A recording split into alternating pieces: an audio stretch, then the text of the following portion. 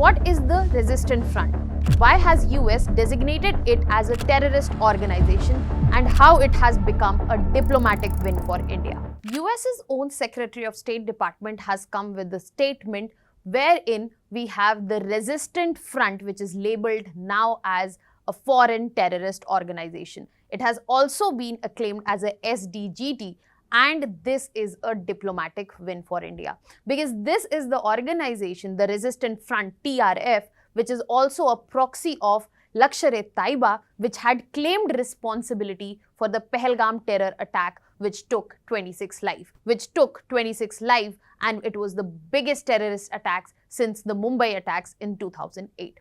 Now let us understand that how this statement is a diplomatic win and how this statement counts as a significance for our stance that there will be zero tolerance against terrorism. Hello everyone, welcome to Vajiram and Ravi's Flash News. My name is Shubhangi Singh, and let us understand the statement that has been announced by the US Secretary of State Marco Rubio. Now this statement was announced yesterday and it has designated TRF as a foreign terrorist organization and also a specially designated global terrorist. Now this helps India and US to be on same terms when we are talking about cooperation and elimination of terrorism across the globe. Now when we talk about TRF, as I have mentioned, it is the proxy of Lashkar-e-Taiba group, and it is that group only which claimed the responsibility of Pahalgam terror attack in which 26 civilians were killed. Now it is operating under Pakistan's supports since Article 370 has been revoked in Jammu and Kashmir in India in 2019. So this outfit has been operating for long and it is a proxy of one of the deadliest terrorist organizations that we see present. Now how basically it is a outreach and a significant moment when we are talking about Operation Sindoor itself. So when we talk about Operation Sindoor, which was carried out as a retaliation just after the Pahalgam terror attack on May 17th until 10th of the May, you can understand Operation Sindoor did not only target 9 terror facilities in POK and Pakistan, but it was a message that this will be an ongoing operation against terrorism across borders and it will go beyond the conventional means as well. So in that mission itself, over 100 terrorists were neutralized. There was a lot of retaliation that was seen from Pakistan, and India had justified that we are only targeting terrorists, we are only going against state-sponsored terrorism, and we are not against the civilians or the state of Pakistan itself.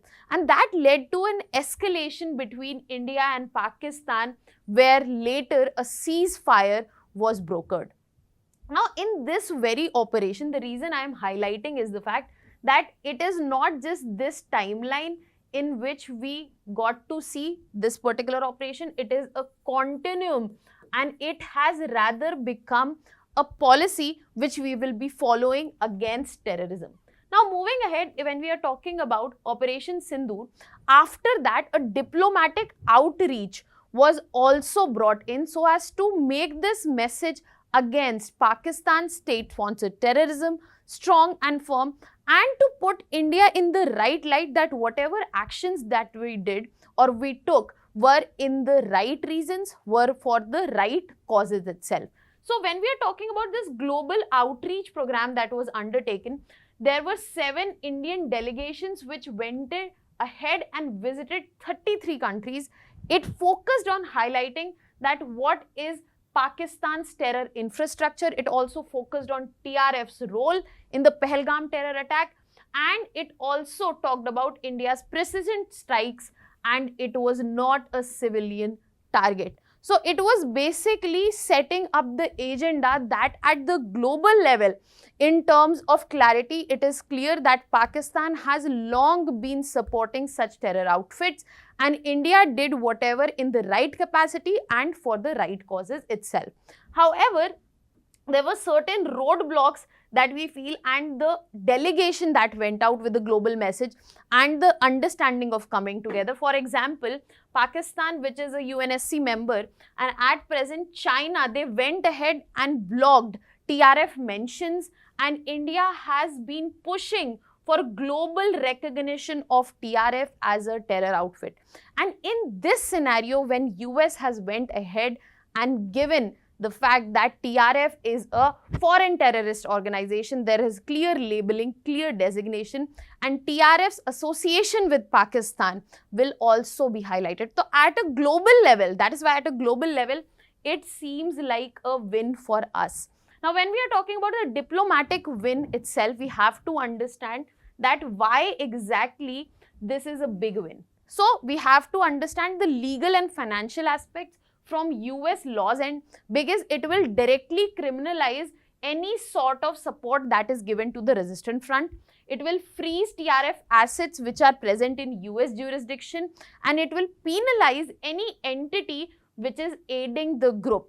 So it will directly facilitate eradication of terrorism and a blockade in terms of state-sponsored terrorism. And the factor on our end is the fact that it will lead to a lot of geopolitical gains. It will directly strengthen India's FATF case that is going against Pakistan, that is going on against Pakistan.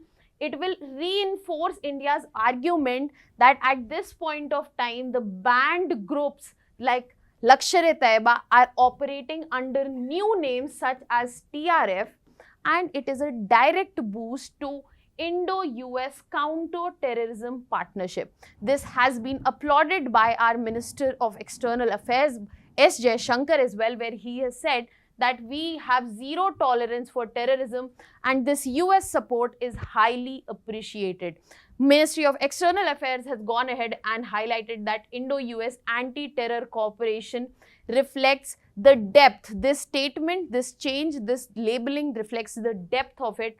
And the embassy in DC has said US move shows that the world is listening, that the world knows that what is going on, where it is going on, and terrorism will not be acceptable, and counter-terrorism, the world stands in consensus for that. And the largest economy in the world has shown that we are on that front itself. Now, this will directly facilitate the global message that India was trying to bring on, that where Pakistan stands and where do we stand, and it will bring clarity in this. Now, what do you think about this? Is this actually a diplomatic win, or is this just a namesake, and later Donald Trump might take a U-turn and favor Pakistan, just like he had a meeting with Asim Munir?